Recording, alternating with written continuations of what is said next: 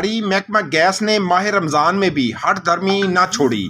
सारा दिन load shedding में मासूम बच्चे, बूढ़े और मरीज झोलियां उठा उठा कर बददुआएं देने लगे। आला कौम से नोटिस का मुतालबा। जी बिल्कुल, विहाड़ी शहर और गुर्दनवा में गैस की मुकम्मल बंदिश से शहरी बलक उठे। मुकद्दस महीने माह रमजान में भी जालिम महकमे ने अपनी हट धर्मी ना छोड़ी। 12 घंटे की लोड शेडिंग से घरों में मौजूद मासूम बच्चे, बुजुर्ग, शहरी, मरीज, बीमार खवातीन झोलियां उठा उठा कर बददुआएं देने लगी। अहले इलाका राणा साजिद, विक्की गुज्जर, साबर खां, मोहम्मद हुसनैन, दिलावर अली, मोहम्मद नबील, मीर हमजा मदनी व दीगर ने कमिश्नर मुल्तान, DC विहाड़ी से नोटिस लेने का मुतालबा किया है।